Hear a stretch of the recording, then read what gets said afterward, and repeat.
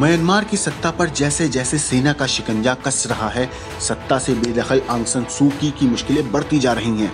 सैन्य तख्तापलट के खिलाफ जारी विरोध प्रदर्शन के बीच सू की हिरासत बुधवार तक बढ़ा दी गई और उन पर नए आरोप लगा दिए गए।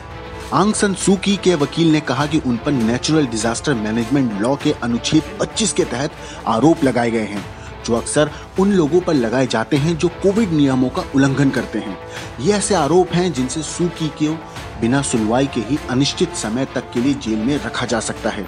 वहीं म्यांमार में लोकतंत्र की बहाली को लेकर देश के अलग अलग शहरों में विरोध प्रदर्शन बढ़ता जा रहा है।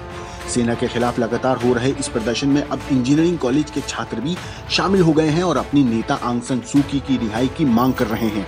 म्यांमार के सबसे बड़े शहर यंगून की बात करें तो यहाँ भी मंगलवार को बड़े पैमाने पर विरोध प्रदर्शन हुआ। यहाँ बौद्ध भिक्षुओं ने सेना के खिलाफ मार्च निकाला और संयुक्त राष्ट्र के स्थानीय कार्यालय के बाहर प्रदर्शन कर देश में दखल देने की मांग की। वहीं दूसरी तरफ सड़कों पर दौड़ते टैंकों की ये तस्वीरें म्यांमार की हैं, जहां सैन्य तख्तापलट के बाद सेना ने सड़कों पर टैंक उतार दिए हैं। साथ ही कई शहरों में बख्तरबंद गाड़ियां भी दिखाई दे रही हैं। पूरे म्यांमार में इंटरनेट सेवा को बंद कर दिया गया है। साथ ही नागरिकों को स्वतंत्रता से जुड़े 3 मौलिक कानूनों को भी निलंबित कर दिया गया है।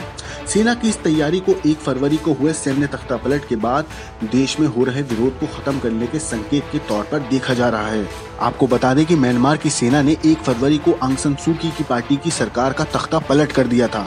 बीते साल नवंबर में आंग सान सू की पार्टी ने चुनावों में भारी बहुमत से जीत हासिल की थी, लेकिन सेना ने चुनाव में धांधली के आरोप लगाए थे। ब्यूरो रिपोर्ट, क्राइम तक।